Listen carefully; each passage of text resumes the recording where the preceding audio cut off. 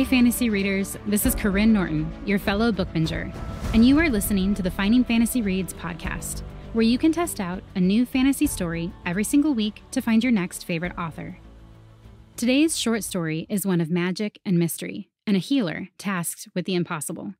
It's written by Ellen McGinty, who lives in the Tokyo metropolis with her husband, 3 boys, and a hypoallergenic cat. When not writing or editing, you can find her exploring the wilds of Japan with an abundance of espresso.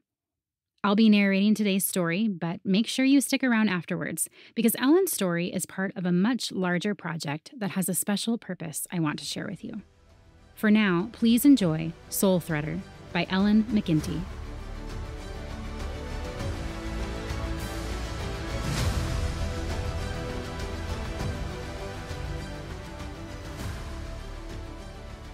"1,000 threads pulse inside me as my feet thud against the slick cobblestones.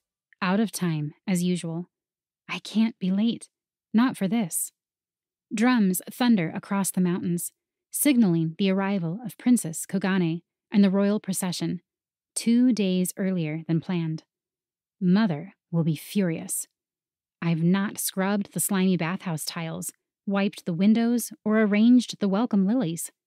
The last artisan who invited the imperial family to test their art and then disappointed them lost not only their rank, but their head. I round the last corner and slam face first into a wall of knotted silk.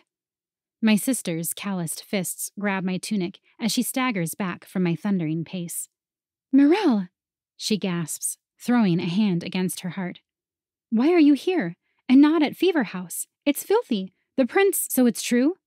I bend over, waiting for my heart to stop slamming against my ribs. "The artisan hearing is today? Why didn't anyone tell me?" "Mirelle!" Lala hurls my name like salt over her shoulder. "Mama informed the whole bathhouse yesterday when handing out chores. Where were you?" My gaze steals over my sister's tanned face, sinewy arms, and wide lips pinched into a familiar frown. Lala means well, trying to keep our family stitched together, but she can't replace Papa. I straighten, coming only to her shoulders. The breath I'd lost racing down the mountain finally settles in my chest, but I can't swallow the lump in my throat. Threading. "Boiling saints!" Lala shoves me with the strongest slant of her palm, her voice dropping to a harsh whisper. "Are you trying to get into trouble? Threading the soul isn't an art you dabble in for sport. It's forbidden outside the capital." "Papa was a threader." The words taste like bitter ash from Mount Kildare, the same mountain that heats our bathhouse and saturates the water with the richest quality minerals in the world. Iron, sulfur, aluminum. One day in the Fever House baths and your skin is smoother than silk. Your muscles no longer ache, and even tiny scars start to fade. For generations, we learned to churn the hot springs, to cool the waters and spread the minerals with their healing properties. But some of us, like Papa, could thread the water, send strands of our very being into the boiling stream, and touch the soul of another living thing. Scars completely disappeared, fractured bones mended, broken hearts healed. But every thread is costly. Papa had withered away, down to his last thread when he kissed me goodnight 5 years ago. "We can't count the threads of our life, but we count who they connect us to," he said with a wink, smoothing my wild hair with a worn hand. How I wish that I still had that warm hand to hold. Lala loops my arm in hers and tugs me at a run down the slick stone road wending to the hot spring bathhouse. "Let's go." I race along the town's stone walls as thick clouds of steam rise like dragon smoke from an open geyser in the courtyard. Tears prick at my eyes, and I rub them with a bony fist, blaming the steam. I have to be a threader, not just of water, but souls and heart, like Papa. That connection is all I have left of him. The Fever House greets us in its 4-story glory of charcoal walls, slanted bamboo, and tiled windows curved like so many appraising frowns. I duck my head beneath the banner entrance, ignoring the empty carriages parked in the front courtyard. Mama's sharp orders bark from the hallway as servants scurry with practiced poise, hustling towels, baskets, and scrubbing buckets down the narrow passages. The warm glow of the lanterns carries the scent of sandalwood. "You're late. Are you the threader?" A voice shakes me like the autumn wind, cold and wild, a hint of laughter riding on its edges. My head jerks up. I'd expected Mama and her warm, dark eyes, but the eyes that light on me are pools of hazel milk, the unseen eyes of Prince Kogan. I fall to my knees, face smacking the floor with a too hard jolt. The prince? I'd missed more in Mama's announcement than the time of the royal artisan test. I'd missed which royal. Princess Kogane hadn't come, but her brother, Prince Kogan. "Your Highness." The words scratched my throat. "Answer," he says, a pinch of desperation in his sharp tone. "Are you the threader?" My throat goes tight. Only Mama and Lala know about my threading in secret on the mountain. Had rumor spilled the edges of our small town? I can't be taken to the capital like Papa and the threaders of old. It would destroy what's left of my family. Still, a tingle of curiosity pricks my spine, daring me to look into the prince's eyes again. After all, the blind prince wouldn't notice, would he? But a slight cough from Lala reminds me to keep my head. Literally. "The art of threading is ancient, Your Majesty," Mama says, her voice a note higher than usual. "None practice it anymore. But there are healing qualities in our waters." Whispers reach every corner of a kingdom. The prince says ruefully, "There is a threader still practicing in secret, and I've traveled a long way to observe this ancient art. My inspector will relay the terms." An attendant at the prince's side steps forward.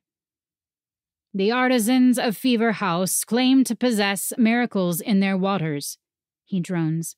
"We have dozens of requests from hot spring houses claiming such wonders, but none have succeeded in becoming a cultural heritage, a title worth more than 100 years of the state's financing. It's an honor to care for a place of miracles, that is, if such things truly exist. Prince Kogan will accept proof of your family's art with a demonstration. The healing of his eyes." Heal his eyes? How many threads would that take? Could it even be done? Blood sinks to my trembling legs, going numb against the wooden floor.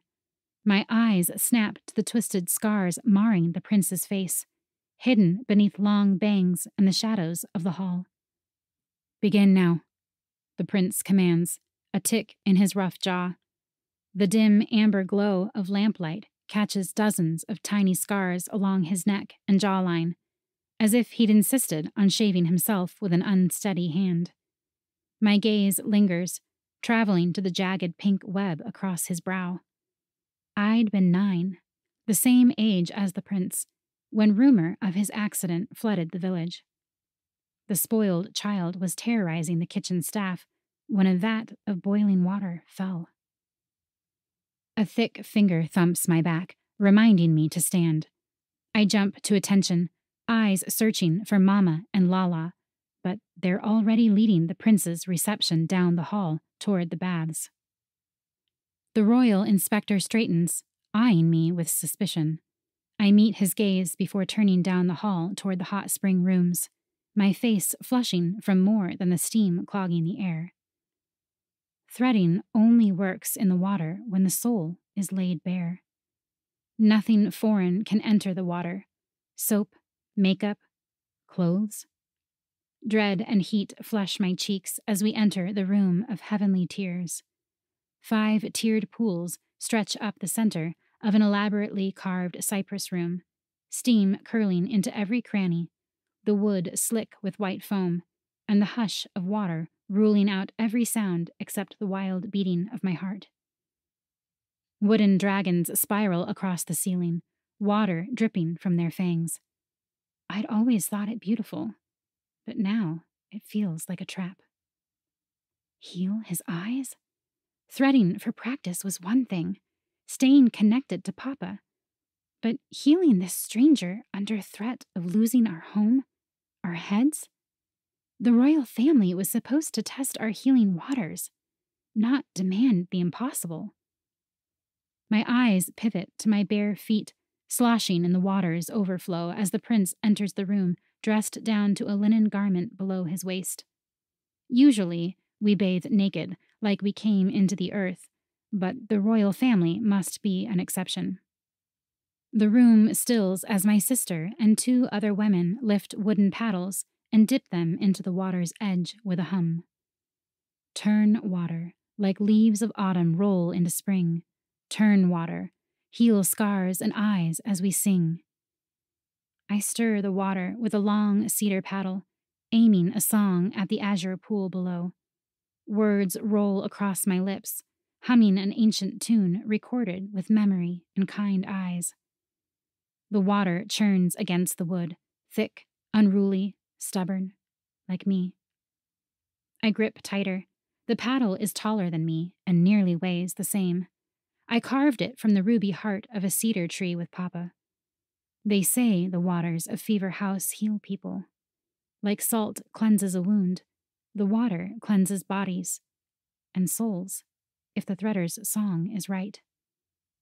But my song has never healed, not since Papa passed away. Images of the creatures in the mountains crowd my mind. Frogs with broken legs, a flying squirrel with a torn wing, the wild piglet with a broken heart that refused to eat. I'd sing over the open waters streaming from the mountain's side, but the threads of my heart didn't listen. The waters didn't heal as I spun them and sang. Likewise now, nothing happens. The water isn't healing the prince. His scars are more ample than spots on a frog, and more costly. Pink lines of flesh glow beneath the water as I stir my paddle, words humming across my lips. The royal inspector's eyes bore into the back of my skull, and Lala shoots me a pleading look. We turn our paddles through the water, distributing the minerals and keeping the temperature just cool enough so that the prince doesn't overheat. The minerals could help him over time, the water giving his body strength, but he needs more than empty promises. My toes curl over the edge of the pool as I watch the prince lean his head against the wooden ledge, unseen eyes closed. A twinge of sorrow ruffles his brow, furrowing the scars for one brief moment. His eyes squeeze shut as if to lock away the pain behind them before his face smooths into a mask again. My jaw clenches, locking away my own pain, the threads of soul Papa had spent in service to the capital until he gifted me with the last one as he kissed me goodnight, the magic of a soul threader. I focus on the threads of magic in my soul, the tiny parts of myself that I can give to another, to heal or to harm. The threads pulse faint against my fingertips, inking through the damp cedar board and into the water, tiny silver threads. Each one carries a weight, heavy like breath tugged from your lungs. Only this comes from the heart. Threading is costly. The magic that heals him drains me, so I must be careful. Something stirs in me, whispering that this should not be. Giving fills, emptying fills. Hadn't the waters of Fever House taught me this? Volumes pour from the heart of the mountain, ever warm, sanctifying our skin, our hearts, but it doesn't run dry. They say a black dragon lives in the mountain with a princess made of snow. She cools the water, he warms it, and together their breath gives us air and life. Heal, mend, remove all that is broken. I must prove that I can thread the waters, or my family will lose more than their honor.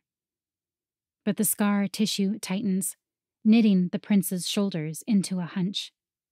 He grimaces, resisting the pain and the silver threads.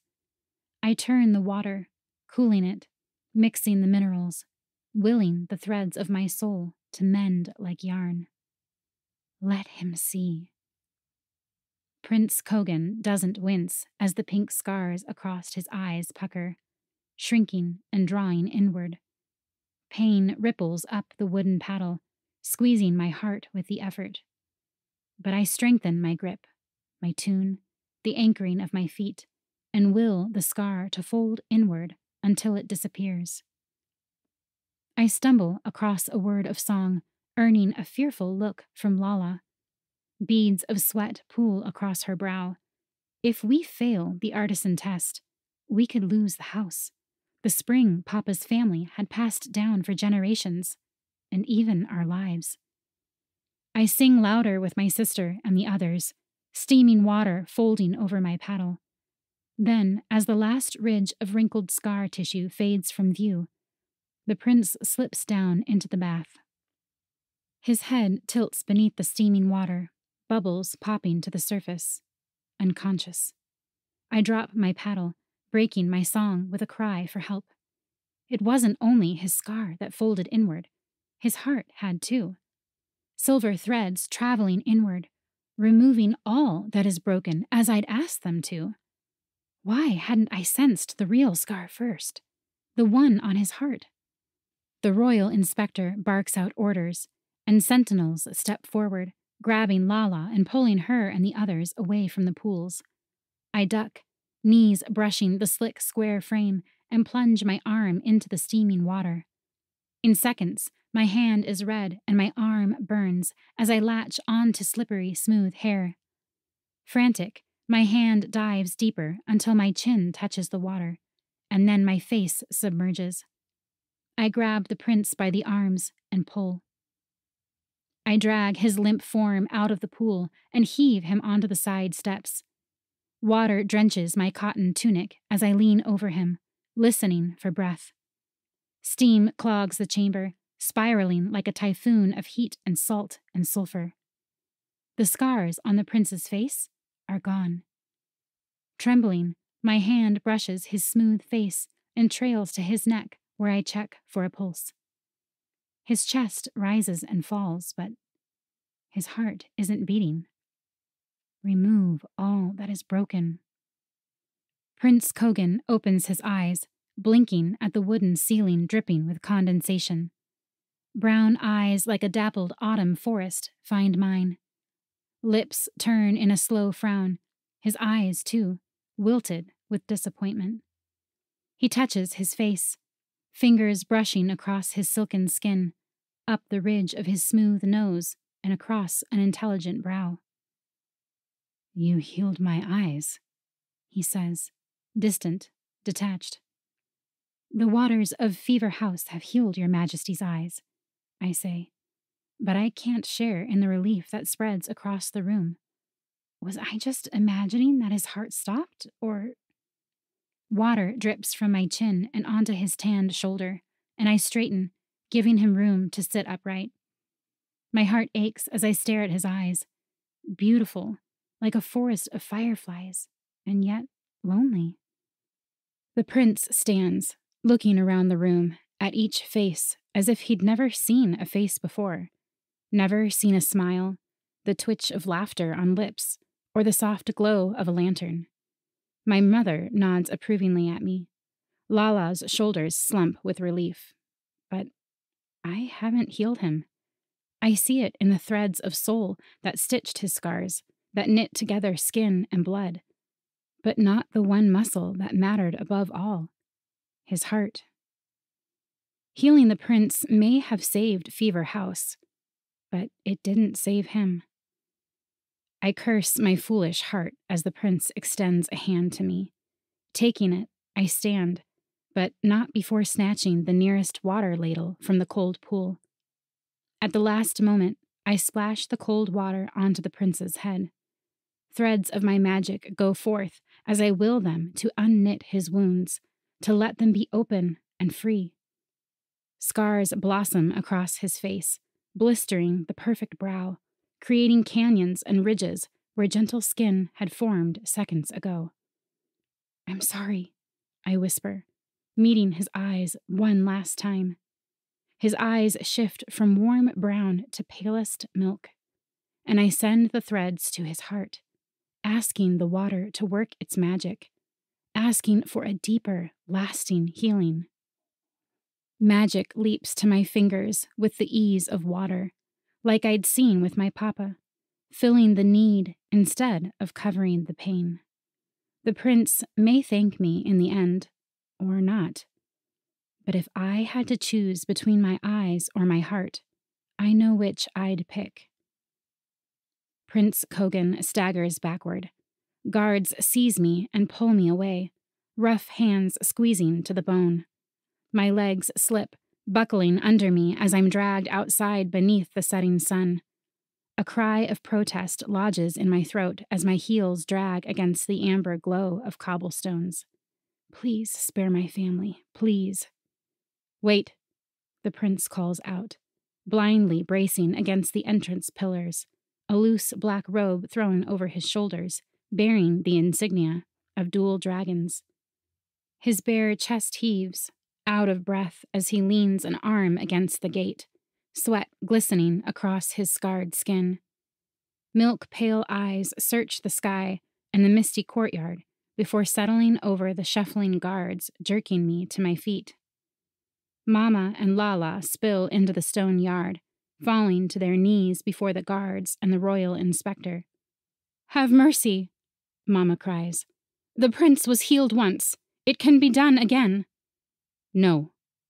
My head jerks up at the crisp voice. The prince is now arm's length from me. He gestures for the guards to release me, and they do so immediately. "My kingdom has many artisans," he says, his voice a welcome cold against my feverish skin. "Artisans that sew living fables from strips of cloth, knead soil into richest porcelain, and now ones that heal scars made not of flesh and bone, but heart and soul. Fever House has earned its rank as an artisan of the kingdom and a place of healing." I rub my arm where the guards had held too tight. My eyes fix on the cobblestones and the steam curling around my ankles. Everyone is watching me. Watching us, if that's a word I can use with a prince. "Forgive me," the prince says, low so that Mama and the others do not hear.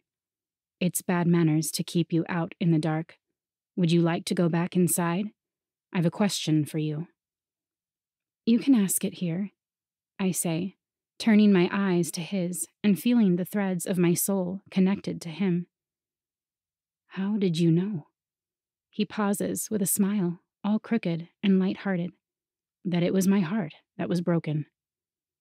"I almost didn't see it," I admit, thinking of how the worry of losing my family's fever house nearly stopped me from doing what I knew I should.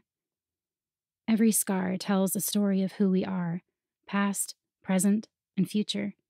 My papa always said that it's never too late to repair a broken past. We don't erase the wound, but we fill it with good. The prince turns his head to the side, his smile fading like a distant ripple. "I saw your face." "I'm sorry it was not something grander for your first glimpse of the world." "It was all the light I needed," he says. Prince Kogan offers me his arm. My stomach swoops as I take it, my heart pounding faster than it had racing down the mountain. I peek over the prince's shoulder to catch a glimpse of Mama and Lala gaping through tented fingers, though their jaws aren't nearly as dropped as the royal inspector, who's turned birch white. Together, the prince and I step inside Fever House, where we dine with my family until it's late, spinning stories and souls. At the end of the night, the prince takes my hand, enveloping it in his warmth. "Thank you. Now I know that it's never truly dark, even when my eyes don't see. True healing and seeing comes from the heart, and the connections that thread us together on this warm earth are the strongest light of all. You can see, I say, meeting his eyes, or rather his heart, and the threads connecting us. The prince lifts my hand to his lips with a kiss that radiates warmth down my arm and blossoms like fire across my cheeks. I can now.